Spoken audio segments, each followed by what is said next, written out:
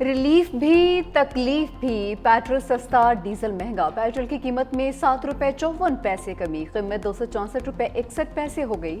High speed diesel کی قیمت میں ₹1.48 اضافہ، نئی قیمت ₹285.83 ہو گئی۔ پیٹرولیم مصنوعات کی نئی قیمتوں کا اعلان۔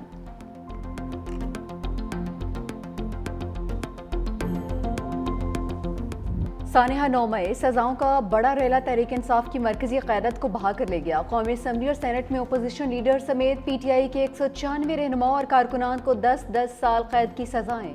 فیصل آباد کی انسداد دہشت گردی عدالت نے 3 کیسز کا فیصلہ سنا دیا۔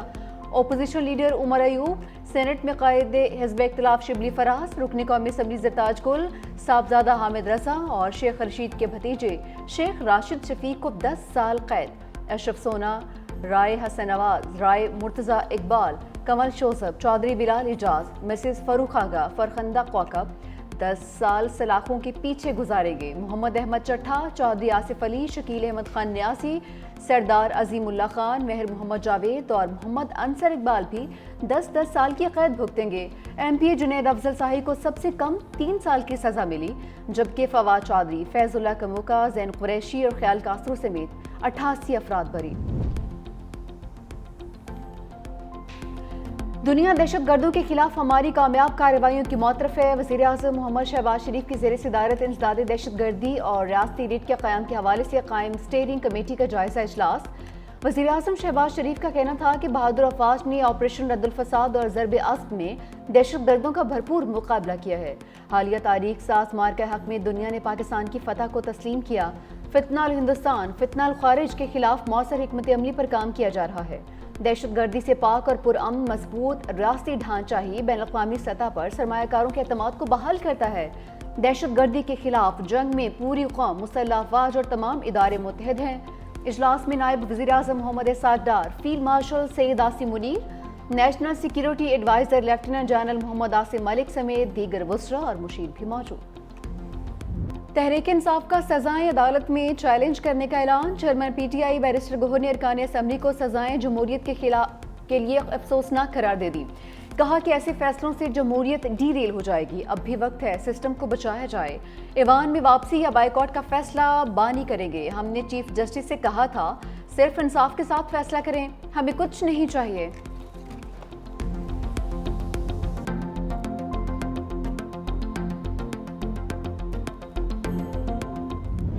جو سمجھتے تھے کہ حملے کر کے بچ جائیں گے وہ غلط ثابت ہوا کہ ملک میں قانون کی حکمرانی آج بھی قائم ہے۔ وزیر اطلاعات عطا اللہ تارڑ کی گفتگو، کہا کہ آئندہ کوئی بھی 9 مئی جیسی گھناؤنی سازش نہیں کرے گا۔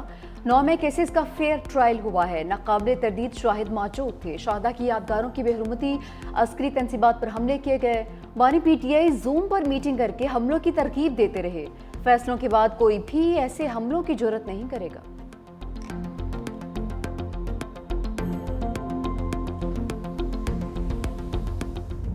سانحہ 9 مئی پاک فوج کا موقف ہمیشہ دو ٹوک اور واضح رہا۔ آرمی چیف جنرل سید عاصم منیر نے متعدد بار قوم کو یقین دلایا شہداء کی یادگاروں کی بے حرمتی کرنے والوں کو کٹہرے میں لائیں گے۔ ان کا کہنا تھا کہ 9 مئی صرف افواج پاکستان نہیں بلکہ پاکستان کی عوام کا مقدمہ ہے۔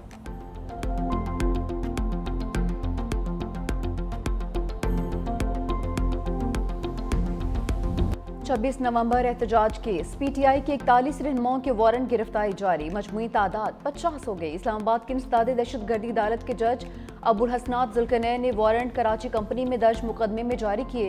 سابق صدر عارف علوی، وزیر اعلیٰ کے پی علی امین گنڈا پور، اسد قیصر، سینیٹر شبلی فراز، فیصل جاوید، سلمان اکرم راجہ، حماد اظہر شامل۔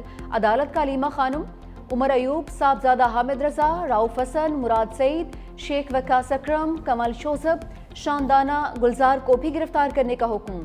شیر افضل مروت، عبدالقیوم نیازی، احمد نیازی، عاطف خان، شعیب شاہین، اعظم خان سواتی کے بھی وارنٹ جاری۔ 9 ملزمان کے وارنٹ پہلے ہی جاری ہیں۔ بھارت پر ٹیرف، پاکستان سے ڈیل، معاشی میدان میں ایک اور بڑی کامیابی۔ امریکی صدر ڈونلڈ ٹرمپ نے پاکستان سے تجارتی معاہدے کا اعلان کیا۔ کہا امریکہ اور پاکستان مل کر اپنی تیل کے ذخائر تلاش کریں۔ دونوں حکومتیں مل کر تیل تلاش کرنے والی آئل کمپنی کا تعین کریں گی۔ ہو سکتا ہے پاکستان اپنا تیل بھارت کو بھی برآمد کر سکے۔ امریکہ پاکستان کے تیل ذخائر بڑھانے کے لیے اقدامات کرے گا۔ مزید کہا کہ وائٹ ہاؤس میں ٹریڈ ڈیلز پر کام کرنے میں مصروف ہیں۔ بہت سے ممالک ٹیرف میں کمی کی پیشکش بھی کر رہے ہیں۔ ان تمام اقدامات سے امریکہ کا تجارتی خسارہ کم کرنے میں مدد ملے گی۔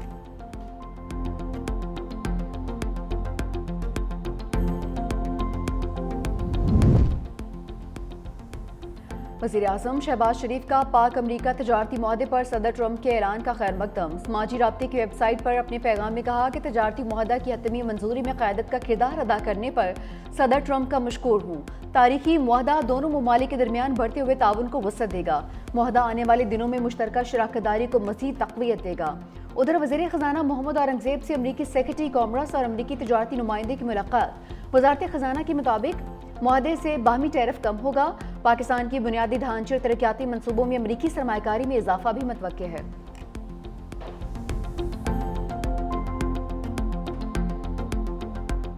ٹرمپ نے بھارت اور روس کی معیشت کو مردہ قرار دے دیا۔ بھارت میں قائم 7 کمپنیز پر پابندیاں بھی لگا دیں۔ پابندیوں کا شکار 7 کمپنیز ایران سے تیل کی تجارت کرتی ہیں۔ ڈونلڈ ٹرمپ نے کہا کہ اگر بھارت اور روس اپنی مردہ معیشتوں کو مل کر ڈبونا چاہتے ہیں تو ایسا کرتے رہیں، انہیں اس سے کوئی فرق نہیں پڑتا۔ امریکی میڈیا کا کہنا ہے کہ محکمہ خارجہ ایسی 20 کمپنیز پر پابندی لگا رہا ہے جو ایرانی پیٹرولیم مصنوعات یا پیٹروکیمیکل تجارت میں شریک ہیں۔ امریکہ کی جانب سے نئی پابندیوں کی ایران کی جانب سے شدید مذمت، غیر قانونی، ظالمانہ اور ایرانی قوم کے خلاف کھلی دشمنی پر مبنی اقدام قرار دیا۔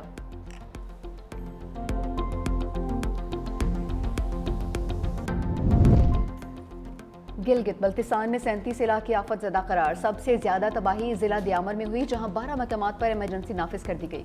ضلع گلگت میں 9 مقامات آفت زدہ قرار۔ سیلابی تباہ کاریوں سے 20 ارب کا نقصان ہوا، 22 گاڑیاں سیلاب میں بہہ گئیں۔ ترجمان جی بی کا کہنا ہے کہ سیلابی تباہ کاریوں سے 10 افراد جاں بحق ہوئے، 10 سے 15 سیاح لاپتہ ہیں جن کی تلاش جاری ہے۔ متاثرین میں خیمے، کمبل، اشیاء خورنوش کی تقسیم بھی کی جا چکی ہے۔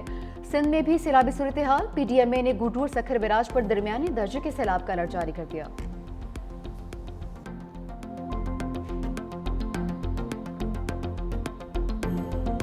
پاکستان کا جدید ریموٹ سینسنگ سیٹلائٹ مدار میں پہنچ گیا۔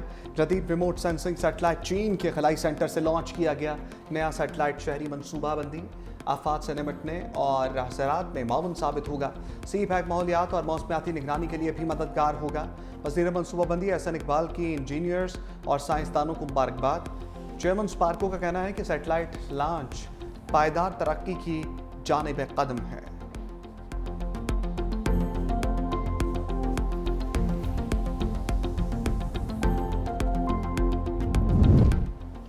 ایرانی صدر مسعود پزشکیان سرکاری دورے پر ہفتے کو پاکستان پہنچیں گے۔ ایرانی صدر کی سیکیورٹی ٹیم اسلام آباد پہنچ چکی۔ ایرانی میڈیا کا وفد بھی پاکستان پہنچ گیا ہے۔ مسعود پزشکیان 3 اگست کو اسلام آباد میں اعلیٰ قیادت سے ملاقاتیں کریں گے۔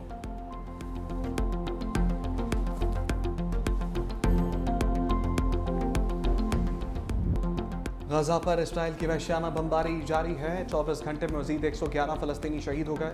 عرب میڈیا کے مطابق اسرائیلی فوج نے بغیر کسی پیشگی وارننگ کے امداد کے منتظر لوگوں پر گولیاں برسا دیں۔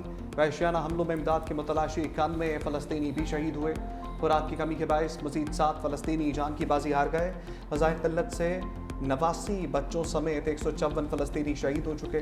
غزہ میں شہداء کی مجموعی تعداد 60,249 ہو گئی، جبکہ 1,47,089 فلسطینی زخمی ہو چکے۔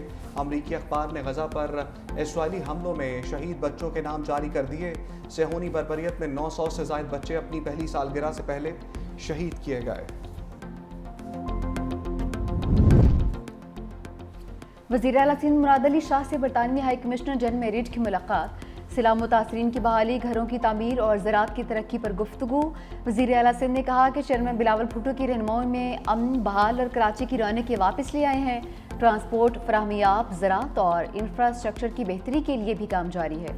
صنعتی ترقی کے لیے اسپیشل اکنامک زون قائم کر رہے ہیں۔ برطانوی ہائی کمشنر نے مراد علی شاہ کو تیسری بار وزیر اعلیٰ بننے پر سراہا۔